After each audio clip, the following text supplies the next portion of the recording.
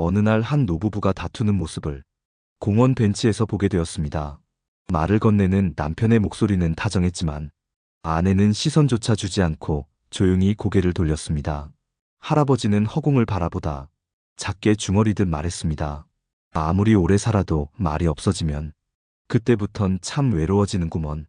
그 장면이 마음속에 오래 남았습니다. 나이가 들어도 사랑하는 사람과 나눌 말이 있고 함께할 무언가가 있다면 그 하루는 덜 외로울 텐데 말이죠. 하지만 현실은 그렇지 않습니다.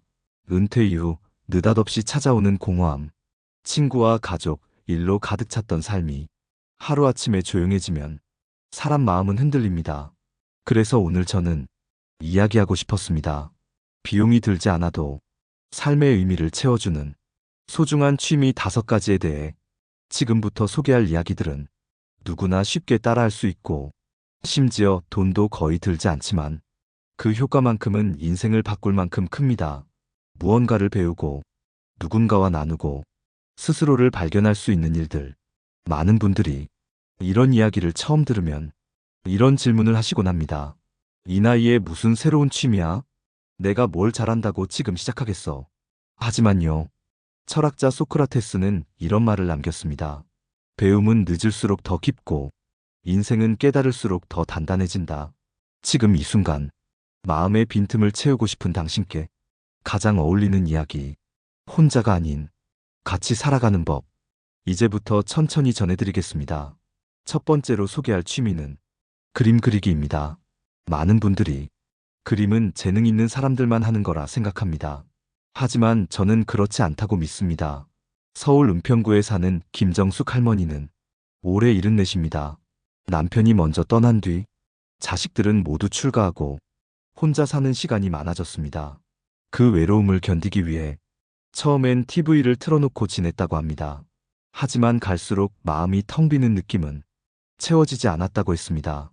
어느 날 우연히 들른 동네 복지관에서 연필 드로잉 수업이 있다는 소식을 듣고 그냥 따라가 본 게 시작이었다고 합니다. 연필로 선을 긋고 도형을 그리고 그림자가 생기도록 진하게 칠하는 과정 속에서 할머니는 처음으로 마음이 고요해지는 경험을 했다고 합니다. 정숙 할머니는 말씀하셨습니다.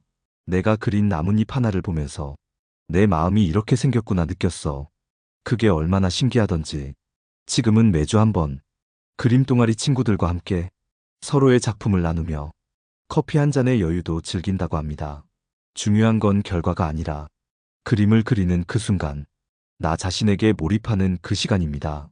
그리고 그 시간은 외로움을 덜어주고 자존감을 다시 세워주며 나이 들매 슬픔을 위로해줍니다. 고은은 이런 말을 남겼습니다. 나는 내 그림 속에서 진짜 나를 만난다. 실제로 그림을 그리는 행위는 두뇌를 자극해 치매 예방에 도움을 주고 감정을 글이 아닌 이미지로 표현하면서 마음 건강에도 큰 역할을 합니다. 혹시 종이 한 장과 연필이 있다면 창밖 풍경이라도 따라 그려보세요. 누구에게 보여주기 위한 게 아니라 당신의 마음이 당신 자신에게 보여주려는 겁니다. 그리고 그렇게 시작한 한 줄기 선이 당신의 하루를 밝히는 작은 빛이 되어줄 수 있습니다. 그림을 잘 그리고 싶다면 잘 보려는 마음부터 시작하면 됩니다. 그리고 당신 안에 감정이 쌓이면 자연스럽게 선은 움직이게 되어 있습니다. 돈이 들지 않습니다. 누구에게 방해받지 않습니다. 그리고 그 누구도 그림 속 당신의 마음을 함부로 평가할 수 없습니다. 지금 이 순간 가장 솔직한 마음을 그려보세요. 그림은 단지 손이 아니라 삶을 느끼는 감정으로 그리는 거니까요. 두 번째로 소개할 취미는 악기 배우기입니다. 많은 분들이 음악은 듣는 것만으로도 충분하다고 생각하지만 직접 악기를 다뤄보면 그 생각이 얼마나 바뀌는지 놀라게 됩니다. 경기도 성남에 사는 유재호 할아버지, 77의 나이에 처음으로 우쿨렐레를 손에 쥐셨습니다. 아내가 치매 진단을 받고 하루 종일 집에 있는 시간이 많아졌을 때였습니다. 처음엔 우울감과 분노가 반복됐고 자신도 점점 무너지는 기분이었다고 합니다. 그러던 어느 날 가족이 선물해준 작은 악기 하나, 하와이의 작은 기타 우쿨렐레가 그의 인생을 조금씩 바꾸기 시작했습니다. 제호 할아버지는 처음에는 줄을 누르는 손가락이 아프고 박자를 놓치기 일쑤였지만 그저 하루에 10분이라도 손을 움직이며 노래를 흥얼이다 보면 마음이 고요해지고 아내를 다시 바라볼 수 있는 여유가 생기더라고 말합니다. 음악은 기억을 지우지 않아요. 다만 슬픔에 더 씹혀지는 감정의 색이 조금 더 부드러워져요. 아내는 아직도 같은 질문을 반복하지만 이젠 그 질문 끝에 우쿨렐레 소리가 함께 따라옵니다. 둘은 함께 앉아 나지막한 노래를 흥얼이고 그 노래 속에서 오래된 기억이 조금씩 피어오릅니다. 제오 할아버지처럼 악기를 배우는 건 단지 기술을 익히는 게 아닙니다. 자신을 다독이는 과정이며 감정을 안전하게 쏟아낼 수 있는 통로입니다. 그리고 기억하세요. 음표를 정확히 치는 것보다 자신의 감정을 담아내는 게 더 중요하다는 걸요. 악기는 피아노, 우쿨렐레, 리코더처럼 비교적 접근이 쉬운 것부터 시작해도 좋습니다. 요즘엔 유튜브나 복지관에서도 무료 강좌가 많이 있습니다. 피아노를 처음 치던 날, 한 어르신이 이런 말을 했습니다. 이 검은 건반 사이로 내가 못했던 말들이 숨어 있는 것 같아요. 참 깊은 말이지요. 손가락이 천천히 움직이더라도 한 음 한 음 짚어가다 보면 그 속엔 오래 잊고 있던 감정과 다시 살아나는 기억이 담겨 있습니다. 악기를 배우는 건 과거의 나와 대화를 나누는 시간입니다. 한참 말수가 줄고 표정이 굳어갈 때 당신의 손끝에서 가장 따뜻한 목소리가 흘러나올 수 있습니다. 그리고 그 소리는 당신 자신을 가장 먼저 감싸 안아줄 겁니다. 세 번째로 소개할 취미는 걷기 기록하기입니다. 걷는 건 누구나 할 수 있지만 그 속의 의미를 담으면 전혀 다른 시간이 됩니다. 전북 전주에 사는 박인순 할머니는 76세 어느 날 우울증 진단을 받았습니다. 남편과 사별한 지 3년, 자식들도 각자 바빠 통화조차 쉽지 않았고 할머니는 점점 말수가 줄고 밖으로 나가는 일도 거의 없었습니다. 그러던 어느 날 우연히 본 뉴스에서 걷기가 치매 예방과 우울증 완화에 효과가 있다는 말을 들었습니다. 그날 오후 그녀는 오래간만에 운동화를 신었습니다. 걷는다고 마음이 바로 가벼워지진 않았습니다. 처음엔 마을 뒷길을 10분도 못 걸었고 집에 돌아오면 온몸이 축 처졌습니다. 하지만 무언가 이상하게 걸은 날은 밤에 잠이 잘 왔고 기분도 조금은 달라졌습니다.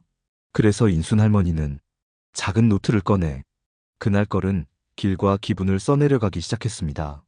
2023년 4월 5일 벚꽃이 흐드러지게 폈다. 숨이 찼지만 기분은 상쾌했다. 그렇게 하루 이틀 노트는 금세 글씨로 채워졌고 한 달 후 그녀는 집 앞 공원에 피는 꽃과 만나는 고양이 이름까지 자세히 적어두는 사람이 되었습니다. 할머니는 웃으며 말했습니다. 나는 요즘 누구보다 바쁜 사람이야. 매일 나랑 약속이 있거든. 그녀의 걷기는 단순한 운동이 아닙니다. 자신과의 약속이고 스스로를 돌보는 마음의 산책입니다. 글을 잘 써야 할 필요도 없습니다. 중요한 건 오늘의 기분을 한 줄로라도 적는 것입니다. 오늘 하늘이 맑았다. 계단을 올라오며 숨이 찼다. 이 짧은 기록이 당신의 하루를 의미 있는 것으로 바꾸는 시작이 됩니다. 이처럼 걷기는 운동이자 명상이고 기록은 그 시간을 기억으로 만들어주는 도구입니다. 공자는 이런 말을 남겼습니다. 걷는 걸음마다 삶의 뜻을 묻는다. 걸으면서 주변을 살피고 느끼고 그걸 짧게라도 기록한다면 당신의 하루는 더 이상 반복이 아닙니다.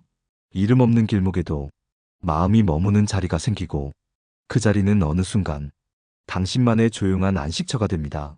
걸음은 당신을 어디로든 데려갈 수 있습니다. 그 시작은 노트 한 권이면 충분합니다. 네 번째로 소개할 취미는 시 낭송입니다.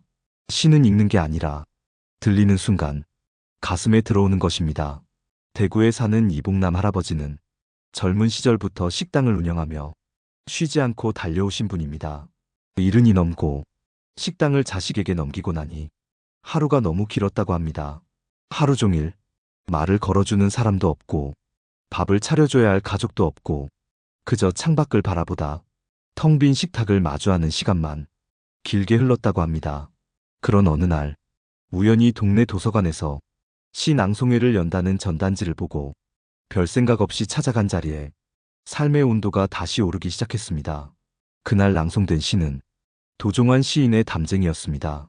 그러나 담쟁이는 알고 있다. 절망의 끝에서 또 다른 길이 시작된다는 걸. 그 한 줄이 가슴에 박혔다고 합니다. 누군가의 목소리로 들으니까 내 얘기처럼 들리더라고요. 그 이후로 봉남 할아버지는 매주 화요일마다 낭송 모임에 나가 시집을 손에 들고 자신의 목소리로 시를 읽기 시작했습니다. 처음엔 떨렸습니다. 목소리도 갈라졌습니다. 하지만 조금씩 자신의 음성으로 시의 감정을 담기 시작하면서 사람들의 눈이 반짝이기 시작했습니다. 나는 내 목소리를 잊고 살았어요. 누구를 불러줄 일도, 누가 내게 말을 걸어올 일도 없으니까. 그런데 시를 읽다 보니 내 안에 쌓인 말들이 조금씩 녹아나더라고요. 시를 소리내어 읽는다는 건 단순히 글을 읽는 게 아니라 내 감정을 말로 꺼내는 작업입니다. 말수가 줄고 감정이 메말라가는 노년기에 가장 안전하고 따뜻한 자기 표현의 도구가 될 수 있습니다. 게다가 요즘은 작은 시 모임도 많고 유튜브나 라디오로도 시를 함께 읽는 문화가 확산되고 있습니다. 시 한 편을 소리내어 읽는 시간. 그건 마치 마음의 찬물을 건네는 듯한 단정하고 맑은 순간입니다. 시인 윤동주는 이렇게 말했습니다. 시를 쓰는 이는 울고 있었고 시를 읽는 이는 그 울음을 품었다. 누군가의 마음을 읽고 내 마음을 말할 수 있는 그 시간은 삶을 더 따뜻하게 만들어줍니다. 낭송할 시 한 편이 있다면 그날 하루는 외롭지 않습니다. 그 한 줄이 당신의 하루를 견디게 할 수 있습니다. 5번째로 소개할 취미는 동네 사람들과의 작은 모임입니다. 돈 안 드는 취미 중 가장 큰 힘을 가진 것이 바로 사람과 사람 사이의 연결입니다. 서울 마포에 사는 고미자 할머니는 올해 78입니다. 젊었을 적엔 시장에서 꽃을 팔았고 은퇴한 이후엔 혼자 사는 시간이 많아졌습니다. 자식들은 다 바쁘고 전화조차 뜸한 날이 많았습니다. 그러다 보니 혼잣말이 늘고 누구 하나 밥 먹자는 사람도 없어 밥솥은 늘 밥만 차 있었습니다. 어느 날 동네 경로당 앞에 붙은 작은 포스터. 김치 담그는 모임. 참가비는 없고 김치를 조금씩 나눠간다는 문구가 이상하게 마음을 끌었습니다. 용기를 내어 나간 그 자리에서 미자 할머니는 비슷한 나이의 이웃들과 도마를 사이에 두고 마주 앉았습니다. 김치를 버무리며 이야기가 피어났고 그 이야기가 웃음이 되고 눈물이 되기도 했습니다. 이후로 매주 한 번씩 만나는 우리 동네 반찬 모임은 그녀의 삶에 큰 활력이 되었습니다. 같이 하는 일이 있다는 것, 그게 뭐라고 사람을 살게 하더라고요. 이런 모임은 꼭 무언가를 만들지 않아도 좋습니다. 책을 함께 읽거나 산책을 하거나 심지어 가만히 앉아 차만 마셔도 됩니다. 중요한 건 함께 있는 시간 자체가 마음을 데워주는 일이기 때문입니다. 어느 철학자는 말했습니다. 노년이 외로운 건 몸이 약해져서가 아니라 부를 사람이 없기 때문이다. 맞는 말이지요. 우리는 나이 들수록 더 많은 사람이 필요합니다. 도움을 주기 위해서가 아니라 그저 웃으며 눈을 마주칠 그런 사람이.